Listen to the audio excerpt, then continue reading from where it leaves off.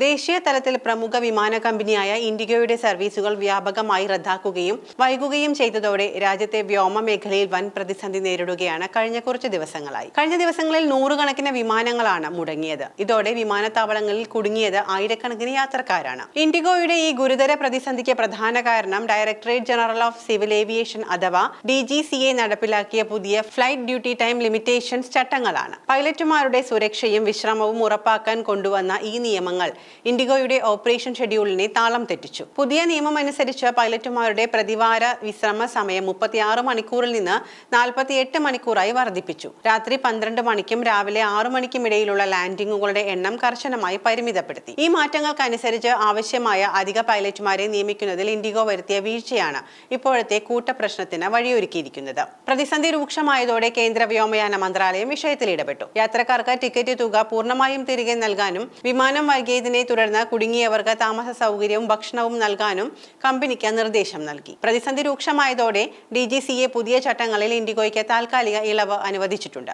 ഈ ഇളവ് ഉപയോഗിച്ച് സർവീസുകൾ എത്രയും പെട്ടെന്ന് സാധാരണ നിലയിലേക്ക് കൊണ്ടുവരാനാണ് കമ്പനി ഇപ്പോൾ ശ്രമിക്കുന്നത്. തുടർന്ന് ഇൻഡിഗോ പൂർണ്ണമായും ഷട്ട്ഡൗൺ ചെയ്യുന്നു എന്ന തരത്തിലുള്ള പ്രചാരണങ്ങൾ ഉണ്ടാവുകയും ചെയ്തു. അത്തരമൊരു വാർത്ത വാസ്തവ വിരുദ്ധമാണ് എങ്കിലും കമ്പനി നിലവിൽ നേരിടുന്നത് കടുത്ത ഓപ്പറേഷൻ വെല്ലുവിളിയാണ്.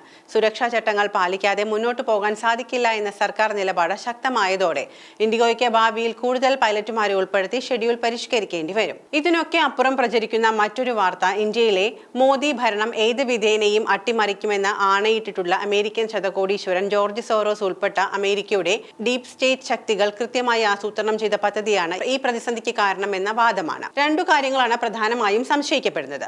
പുടിന്റെ ഇന്ത്യ സന്ദർശനം അമേരിക്കൻ പ്രസിഡന്റ് ട്രംപിന് വലിയ ക്ഷീണമാണ് ഉണ്ടാക്കുക. അതുകൊണ്ട് തന്നെ ഈ യാത്ര അലങ്കോലമാകാൻ പല ശ്രമങ്ങളും നടത്തിയിരുന്നു എന്നാണ് പുതിയ റിപ്പോർട്ടുകൾ ചൂണ്ടിക്കാണിക്കുന്നത്. ഒന്ന്, പുടിൻ ഇന്ത്യയിൽ എത്തുന്നതിന്റെ തലേനാൾ ടൈംസ് ഓഫ് ഇന്ത്യയിൽ പ്രത്യക്ഷപ്പെട്ട ലേഖനമാണ്. ടൈംസ് ഓഫ് ഇന്ത്യയിൽ വന്ന ലേഖനത്തിൽ ലോകത്തിൽ വേണ്ടത് സമാധാനമാണ് എന്നും റഷ്യ യുക്രൈൻ യുദ്ധത്തിൽ സമാധാനത്തിന് തടസ്സം നിൽക്കുന്നത് പുടിനാണ് എന്നും കുറ്റപ്പെടുത്തിക്കൊണ്ടുള്ള ഈ ലേഖനം എഴുതിയത് ഇന്ത്യയിൽ ജോലി ചെയ്യുന്ന 3 വിദേശ നയതന്ത്ര ഉദ്യോഗസ്ഥരാണ്. ഇതൊരു അസാധാരണ സംഭവമാണ്. ജർമ്മനിയുടെ ambassador Philipp Ackermann, French ambassador Thierry Mathou, UK ambassador Lindy Cameron എന്നിവർ ചേർന്നാണ് ഈ ലേഖനം എഴുതിയത്. ഈ ലേഖനത്തിലൂടെ അവർ പുടിനെ അപമാനിക്കുകയായിരുന്നു. രണ്ടാമത്തേത് ഇതിലും ഗുരുതരമായ മറ്റൊരു സംഭവമാണ്. ഇന്ത്യയിലെ ഏറ്റവും വലിയ വിമാന കമ്പനിയായ ഇൻഡിഗോയുടെ നൂറുകണക്കിന് വിമാനങ്ങൾ പുടിൻ ഇന്ത്യ സന്ദർശനം നടത്തിയ നാളുകളിൽ പറന്നില്ല. ഇതോടെ ഇന്ത്യയിലെ പ്രധാന എയർപോർട്ടുകളിൽ കുടുങ്ങിയ നൂറുകണക്കിന് യാത്രക്കാർ ദുരിതത്തിലായി. വിമാന സർവീസുകൾ ആയതുകൊണ്ട് ഈ വാർത്ത ലോകമെങ്ങും പെട്ടെന്ന് പരക്കുകയും ചെയ്തു.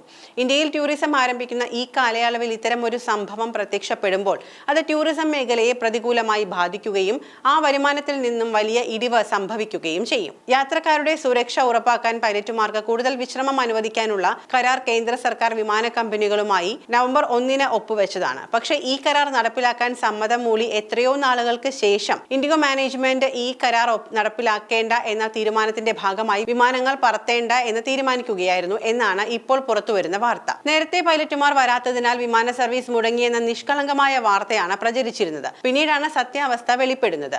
പുടിൻ ഇന്ത്യ സന്ദർശിക്കുന്ന നാളുകളിലാണ് ഇൻഡിഗോ വിമാന കമ്പനി വിമാനങ്ങൾ പറത്താതെ കുഴപ്പങ്ങൾ ഉണ്ടാക്കിയത്. ഇതാണ് ആസൂത്രിത ഗൂഢാലോചനയാണോ എന്ന സംശയം ബലപ്പെടുത്തുന്നത്. ആയിരക്കണക്കിന് യാത്രക്കാർക്ക് പറക്കാൻ കഴിഞ്ഞില്ല എന്ന് ജോർജ് സോറോസിന്റെയും മറ്റ് അമേരിക്കൻ NGOകളുടെയും ഇന്ത്യയിലെ NGO പ്രവർത്തകർ സമൂഹ മാധ്യമത്തിൽ പങ്കുവച്ചു. യാത്രക്കാർ അനുഭവിച്ച ദുരിതങ്ങളുടെ ചിത്രങ്ങളും വീഡിയോകളും ഉൾപ്പെടെ ലക്ഷക്കണക്കിന് പോസ്റ്റുകൾ പങ്കുവയ്ക്കപ്പെട്ടത് ഇന്ത്യക്ക് നാണക്കേടായി. ആഗോളതലത്തിൽ ഇന്ത്യയുടെ വ്യോമയാന രംഗത്ത് കുത്തഴിഞ്ഞ സ്ഥിതിയാണ് എന്ന് പൊതുവെ പ്രചരിക്കപ്പെടുകയും ചെയ്തു.